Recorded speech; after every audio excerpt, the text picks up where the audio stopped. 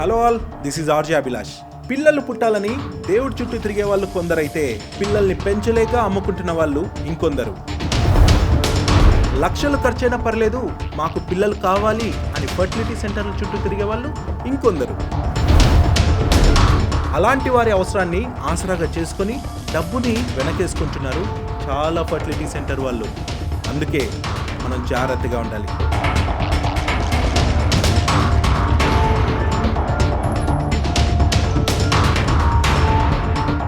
సృష్టి క్లినిక్ కేసులో twist. Surrogacy పేరుతో చైల్డ్ ట్రాఫికింగ్. సికింద్రాబాద్లోని ఫర్టిలిటీ సెంటర్లో పిల్లలు కనాలనుకున్న దంపతుల కలలుగానే మిగిలిపోయాయి. అక్కడ చేసిన ఒక భారీ మోసం ఇప్పుడు బయటపడింది.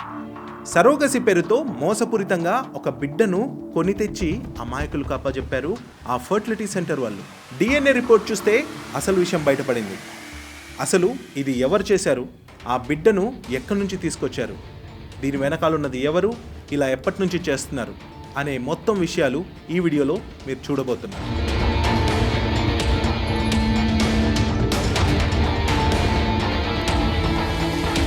ఒకసారి కేస్ బ్యాక్గ్రౌండ్కి వెళ్తే మనకు ఈ రాజస్థాన్ దంపతులు అండ్ అస్సాం దంపతుల గురించి అన్ని విషయాలు కూడా మనకు తెలుస్తాయి.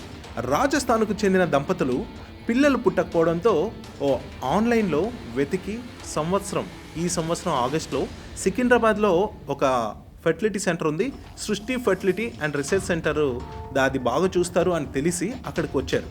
మొదట వాళ్ళకి IVF పరీక్షలు చేశారు, రిపోర్ట్లు అన్నీ కూడా సాధారణంగా ఉన్నాయని చెప్పారు.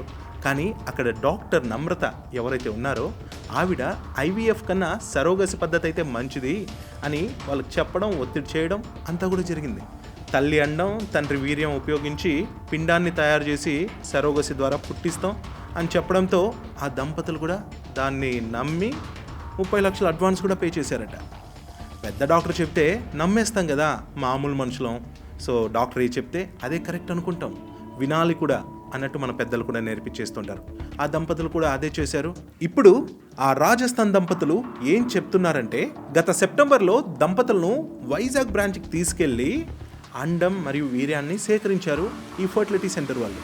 ఆ తర్వాత వాళ్ళు సరోగేట్ మదర్ దొరికింది, పిండ మార్పిడి కూడా జరిగిపోయింది అని చెప్పేసి ప్రతి నెల స్కాన్లని ఆ టెస్టులు చేసాం, ఈ టెస్టులు చేసాం, పిండం కూడా బాగుంది, కడుపులో పిండం బాగా పెరుగుతోంది అని చెప్పడంతో వీళ్ళ ఆశలు రెట్టింపయ్యాయి.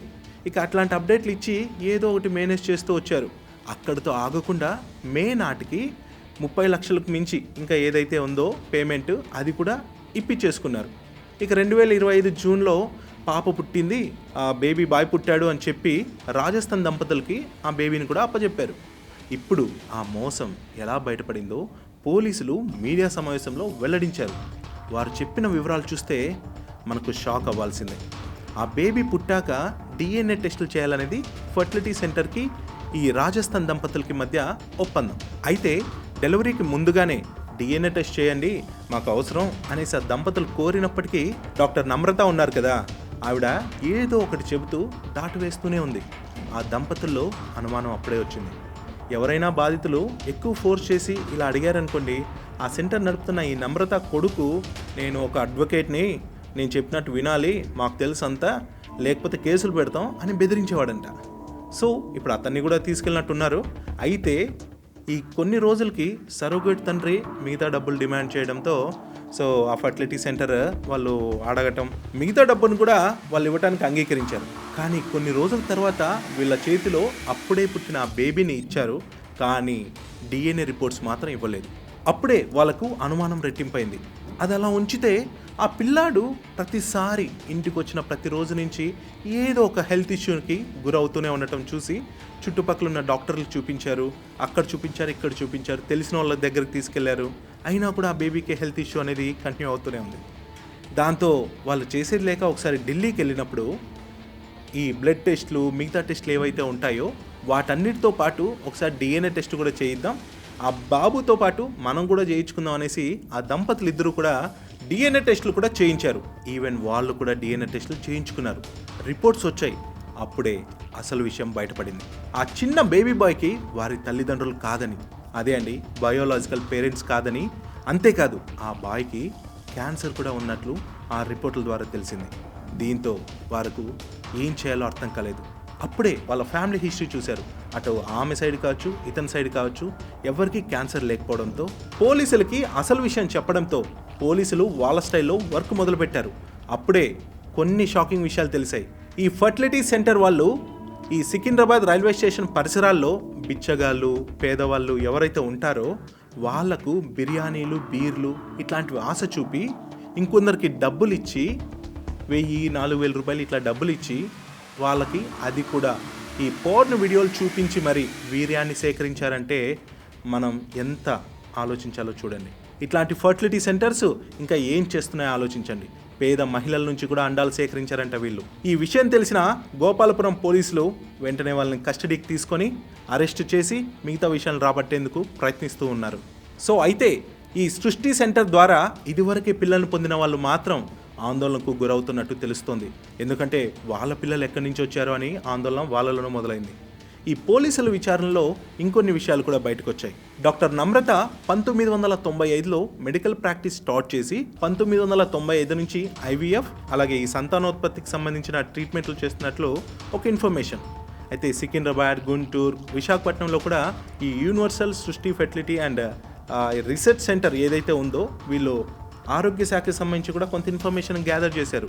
వాళ్ళు చెప్పినట్టు ఈ వైద్య అధికారులు, రెవెన్యూ శాఖ అధికారులు అట్ ఏ టైం ఈ 3 బ్రాంచుల్లో కూడా వాళ్ళు దాడులు చేసి ఆ సృష్టి సెంటర్ ఎలా నడుస్తుంది ఏంటనే విషయాన్ని కూడా రాబట్టారు.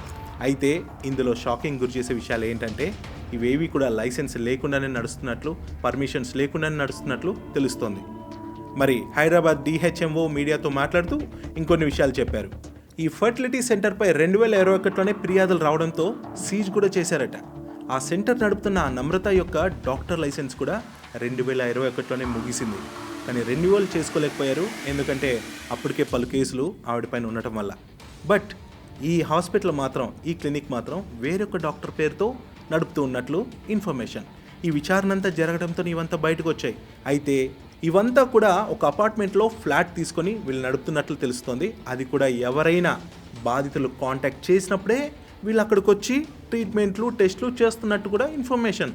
అయితే ఇలా గత 4 ఏళ్లుగా నిబంధనలు విరుద్ధంగా ఈ సెంటర్ నడపడంతో మరి ఈ హెల్త్ డిపార్ట్మెంట్ పైన కూడా చాలామంది విమర్శలు చేస్తూ ఉన్నారు. అయితే ఆ పసిపిల్లవాడు ఎవరు అనేది చూసుకుంటే మాత్రం అస్సాంకు చెందిన ఒక దంపతుల బిడ్డను ఈ యూనివర్సల్ సృష్టి ఫెర్టిలిటీ అండ్ రీసెర్చ్ సెంటర్ వాళ్ళు కొనుగోలు చేసి రాజస్థాన్ దంపతులకు సరోగసి ద్వారానే పుట్టాడు ఈ అబ్బాయి అని చెప్పి అప్పగించారు. సో ఈ మ్యాటర్ ఏమైందో మీరు చూశారు కదా. మరి పోలీసులు ఇప్పుడు ఏం చేశారు, గాంధీ హాస్పిటల్కి చెందిన అనస్థేషియాలజిస్ట్ డాక్టర్ సదానందంతో పాటు మిగతా ఏజెంట్లు, సరోగేట్ పేరెంట్స్ని మొత్తం ఇలా 7-8 మందిని అయితే అరెస్ట్ చేసి విచారణలో అయితే చూస్తున్నారు మరింత ఇన్ఫర్మేషన్ రాబట్టడానికి. ఇక ఆ పసిపిల్లవాడిని శిశు విహార్కి తరలించి కేసు దర్యాప్తు కూడా కొనసాగించేలా చూస్తున్నారు. మరి నెక్స్ట్ అప్డేట్స్ కూడా మీకు అందిస్తూనే ఉంటాం. Stay tune. అసలు ఇక్కడ ఇంకో విషయం చెప్పాలి. మన భారతదేశంలో సరోగసికి కొన్ని నిబంధనలు ఉన్నాయి. అవేంటనేది చూసుకుంటే ఆరోగ్యపరమైన సమస్యల వల్ల పిల్లలకు జన్మ ఇవ్వలేని వారి కోసమే ఈ సరోగసి పద్ధతి అనేది అందుబాటులోకి తీసుకొచ్చారు. అయితే సాధారణ పద్ధతిలో పిల్లలు పుట్టే అవకాశం ఉన్నప్పటికీ దీన్ని వాడటం వల్ల గర్భం దాల్చిన మహిళకు కావచ్చు, ఆ పుట్టే పిల్లలకు కావచ్చు మరి చాలా చాలా హెల్త్ ఇష్యూలు వస్తాయనేసి తెలుస్తోంది. మరి ఈ పద్ధతి మంచిదే కాదు అలాంటి వారికని కూడా నిపుణులు చెబుతున్నారు. ఒకవేళ తల్లి కావాలనుకునే మహిళ యొక్క గర్భాశయం చిన్నగా ఉండటమో, లేదంటే గర్భసంచిలో క్షయ లేదా క్యాన్సర్ లాంటివి ఏమైనా ఉన్నాయనుకోండి, ఆ బిడ్డను కనడానికి సాధ్యపడదు. కాబట్టి అలాంటి సిచ్యుయేషన్లో మాత్రమే ఈ సరోగసి అనే పద్ధతిని చూస్ చేసుకోవాలట. మరి ఇలాంటి ఈ నిబంధనలు మన దేశంలో ఉన్నాయి. మరి సరోగసి నియంత్రణ చట్టం 2021 పేరుతో సెంట్రల్ గవర్నమెంట్ 2022 జనవరి నుంచి ఈ రూల్స్ని కూడా అమల్లోకి తీసుకొచ్చింది. మరి దాంట్లో ఇంకొన్ని చూసుకుంటే ఈ విధానంలో కమర్షియల్ పద్ధతిలో అంటే డబ్బుల కోసం సరోగసి విధానంలో పిల్లలను కనటం చట్ట విరుద్ధం. కేవలం నిస్వార్థ పద్ధతిలో పిల్లలను కనేందుకు మాత్రమే ఈ చట్టం అనుమతిస్తుంది. అది కూడా బంధువులు, రక్త సంబంధీకుల ద్వారా మాత్రమే ఈ పద్ధతిలో పిల్లల్ని కనొచ్చు అనమాట.